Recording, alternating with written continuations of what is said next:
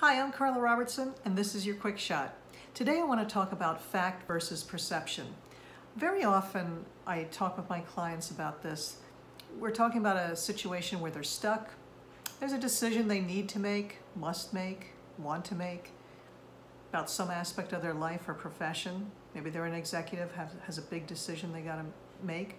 And when the stakes are higher, the perceptions, the stories, the consequences have more gravitas and weight.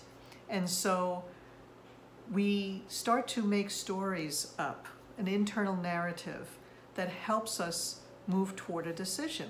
And very often, because as I've talked about before, the brain's organizing principle is threat versus reward, and we're constantly parsing the world and sorting these experiences and events that are happening. Is this good? Is this bad?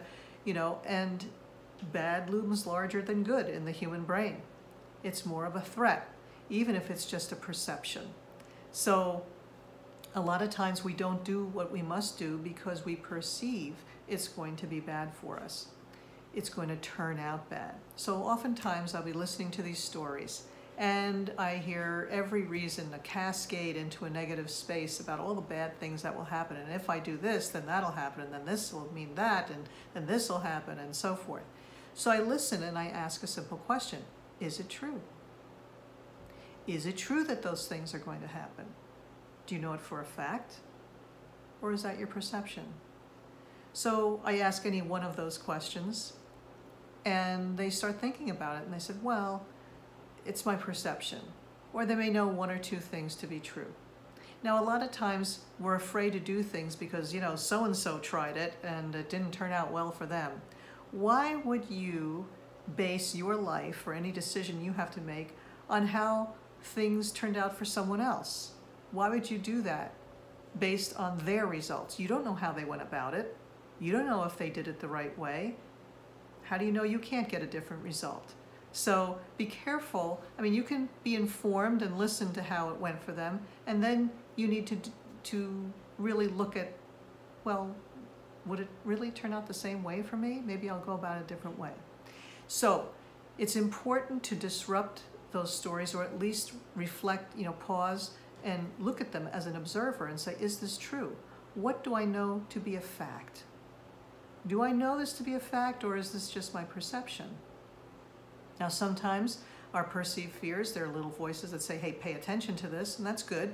Fear is there for a good reason, and it's a good consultant, but a very poor leader. So it's good to listen to that emotion because it's trying to pull your attention to something, to examine it, not just to always take it as a fact. So I would love for you to, next time you're stuck, to look at that story, that meaning you're making of what is, and say, is this true? Is any part of it true? If some parts are true, what meaning am I making of that, and is it getting in my way, or is it helping me?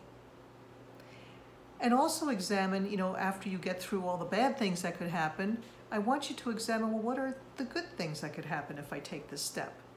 Now, I can tell you, I have a 100% hit rate so far with my clients that we've had this conversation and they went for it and tried it, and it turned out even better than they imagined because of the way they went about it, and they pushed through, and actually the world conspired for them. And the people they were afraid would react negatively actually did quite the opposite. So I encourage you to just do this reflection, go through that exercise, and you'll be surprised how things turn out for you. I'm Carla Robertson, and that's your Quick Shot.